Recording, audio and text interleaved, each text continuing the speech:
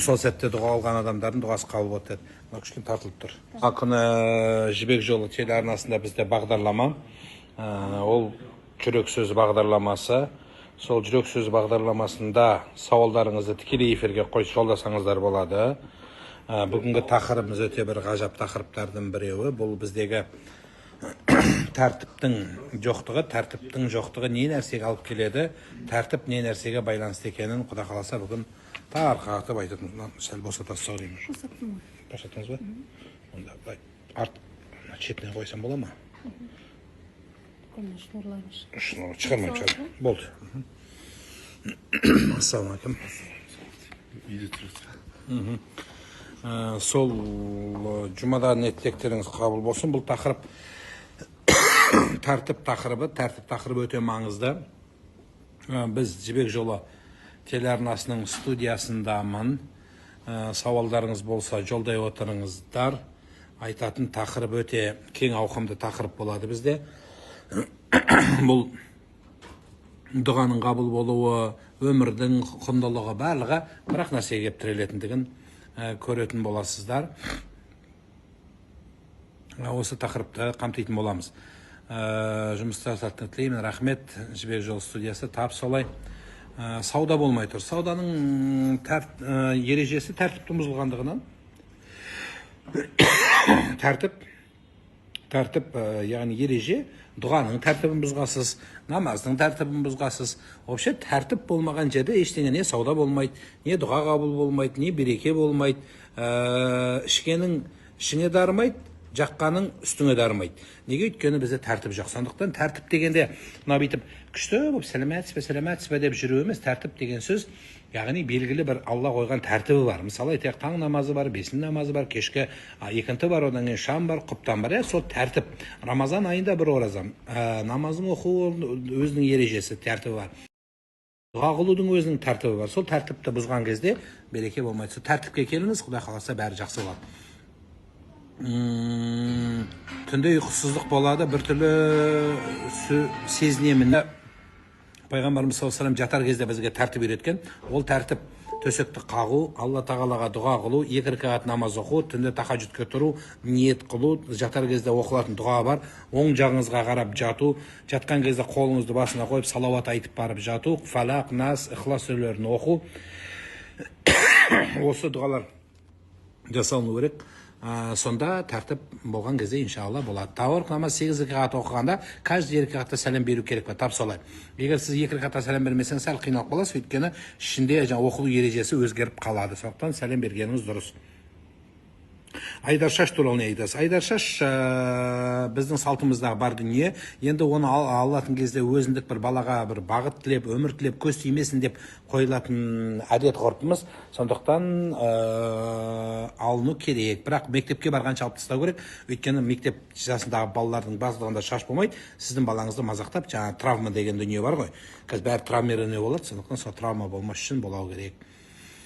Сізге мешітке барып балам тұсауын кестірсек бола ма? Болады. Көз аурудың дұғасы бар ма? Көз аурудың дұғасына Абу Али ибн Сина бабамыздың емдік шөптерден кейін деген Алла тағаланың көруші деген несін сипаттағы дұғасын, атын я басыр деген, я басар Алла тағала көруші. Одан кейін барып дұрыс қалдыңыз. Руға бұйырған. Қасиет бар дейді балада ма? Батаны кімнен алу керек? Ол не бата дейді? Батаны кімнен алсаңыз, одан алыңыз. Өміріңізді қасиетпен алып жүрмесеңіз, кімнің батасы болса да сізге жүрмей қалады. Ең жақсы батамен өмір сүріңіз. Батаға лайықты амал жасаңыз. Бата деген жақсы ғой. Бірақ батаға лайықты адам іс жасау керек болады. Сонда жақсы болады. Үлкен кісілер Алла ұстауы мүмкін ба дейді. Енді Алла ұстау, үлкен кісілердің де үлкен кісі бар, арақ ішетін үлкен кісілер бар. Балалардың семьясына, ата-анасына болып араласып семьясын бұзып атқан ата-ана бар, әртүрлі ата-ана бар. Сондықтан үлкен болу деген сөз ақылды болу деген сөз емес. Қой асығы демей-ақ, қолыңа түседі сақаты, жасы үлкен демей-ақ, Жасы кіші демек, ақыласы аға тұт деген халқымыздың жақсы сөзі бар. Намаз бастағым келеді, сүрелерді жаттап бастау керек па? Қағазға қарап бастап оқи беріңіз. Пока жаттағанша 10 жыл, 15 жыл тағы уақыт өтіп кетеді, сондықтан ең жақсысы барын оқи беріңіз, қағазға қарап оқи беріңіз. Молда қалың қалай? Жақсы, жақсы, құдайға шүкір, рахмет, Алла разы болсын. Жолдасың псих болса, ол диагноз уже. Оны докторға көрсету керек уже. Психті емдейтін бізде психологиялық наркопсихдиспансер бар, соған барады. Енді соның ең жақсы психін көтермесеңіз, жақсы болады. Негізі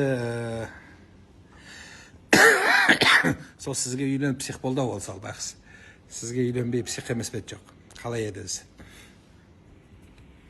Сізді естіп отқанда, микрофон естіп отқанына студиядағылар құлап атыр бәрі күліп.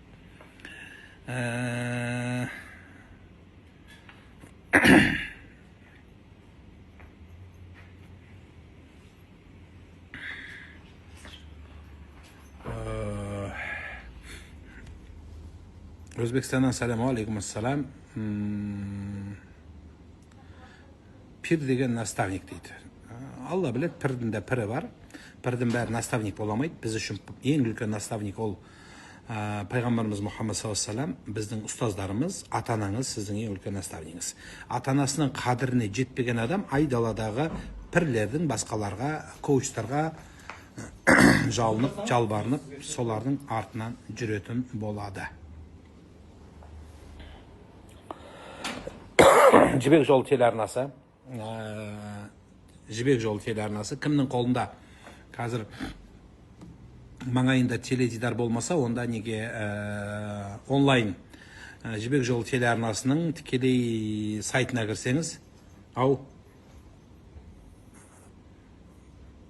берет сөжеді. Тазалық табалдырықтан басталады десеңіз болады.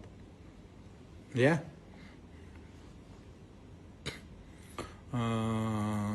Тазалық табалдырықтан басталады.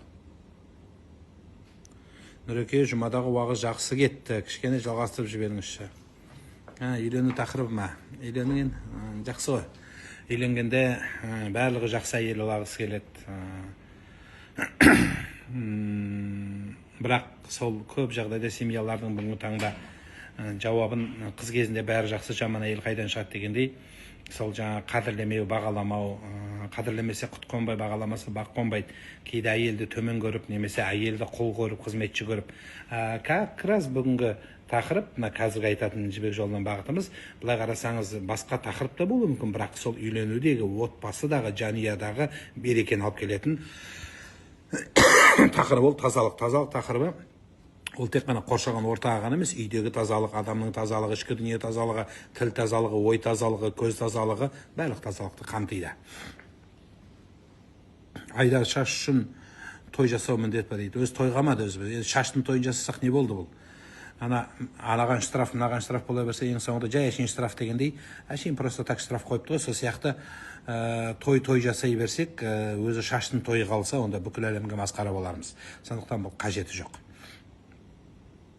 Шашты алып тастай берес болды. Азан шақырып ат қою міндетті ме? Ат қою міндетті, азан шақыру міндетті емес. Сүннет амал болады. Сауап.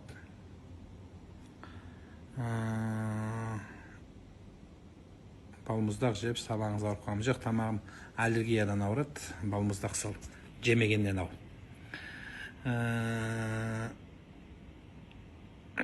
Жаңа туылған балаға ат қою қанша күнге қойылады? Ертерек қойған жақсы болады, созбай. Енді 7 күннің ішінде қойған дұрыс деп келеді кітаптарда. 7 күннің ішінде қойып біту керек. Жолдасым ол ата-анаға міндетті, қызда ондай міндет жоқ дейді. Жолдасым ол ата-анаға міндетті, қызда ондай міндет жоқ дейді. Не айтасыз, отбасында ол жоқ? Жоқ, неге? Енді, бағы басырау міндет емес шығар, бірақ сізге тәуелді болып тұрса қарау керек боласыз.